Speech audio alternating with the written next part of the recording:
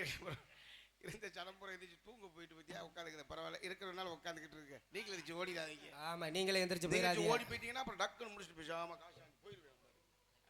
இருக்கட்டும். என்ன போலும் இந்த இடத்த பார்க்கும்போது எப்படி அழகாக இருக்கிறது, இனிமையா இருக்கிறது. ஆகா, மரங்களும் பூத்து குளங்கும் பூக்களும் இந்த இடத்திலே தன்னந்தனியாக நிற்கும் பொழுது பெண்மணியாப்பட்ட இவ்வளவு அழகாக இருக்கும்.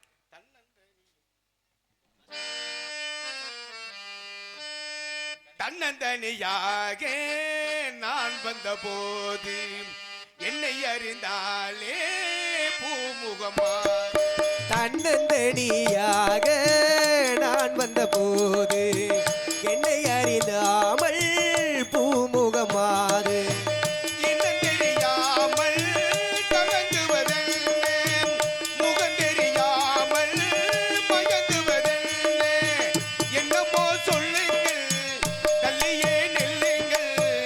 தன்னந்தனியாக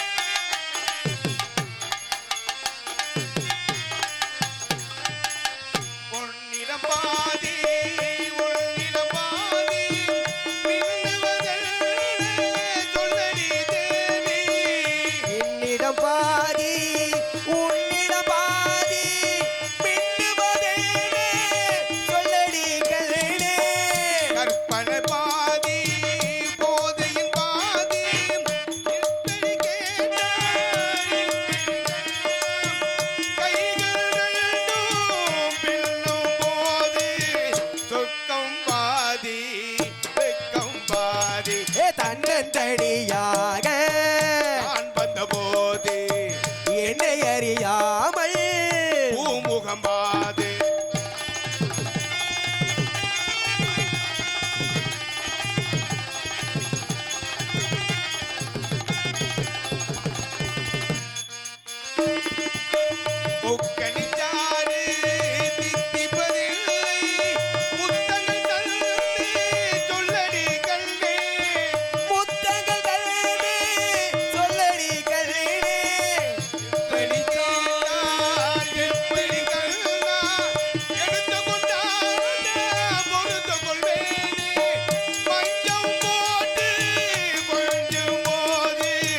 பஞ்சம் தீரும் நெஞ்சம் மாறும். தன்னந்தனியாக நான் வந்த போது என்னை அறியாமல் பூமுகமாது. என்ன தெரியாமல் மயங்குவதென்ன, முகம் தெரியாமல் கலங்குவதென்ன. என்னமோ சொல்லுங்கள், தள்ளியே நெல்லுங்கள், தொட்டதோர் உள்ளம் துடிக்கின்றது.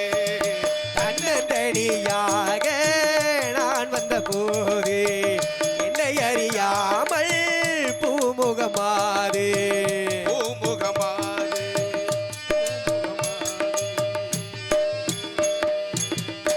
ஆஹா,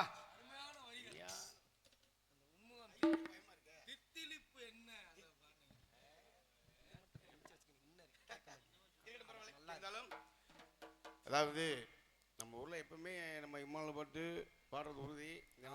எல்லா மக்கள் வர்றாங்க, அதனால எல்லாரும் வர்றதுனால கொஞ்சம் செல்ஃப் இல்லாம வேணாம் அப்படின்ட்டாங்க. இருந்தாலும் கடைசியில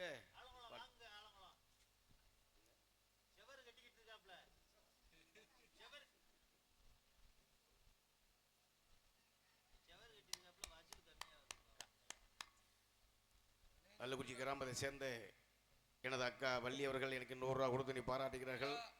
அவர்களுக்கு அவர் குடும்பத்தாருக்கும் ஜென்சன் நன்றி நன்றி என்ற வணக்கம். புளியண்டார்கோட்டை கிராமத்தை சேர்ந்த அருமை அண்ணன் மைத்துனர் ஆகா முத்தன் அவர்கள் எனக்கு 100 ரூபா அமல்புத்து கௌரவிக்கிறார்கள். அவர்களுக்கும் குடும்பத்தார் ஜென்சாமி நன்றி நன்றி என்ற வணக்கம். போத்தநதி கிராமத்தை சேர்ந்த அருமை சித்தப்பா ராமகிருஷ்ணன் மகன் கண்ணன் அவர்கள் என்னை பாராட்டி 100 ரூபா அமல்புத்து கொடுக்கிறார்கள். அவர்களுக்கும் குடும்பத்தார் என் சார்பில் என் குடும்ப சார்பில் நன்றி என்று கடந்த வணக்கம்.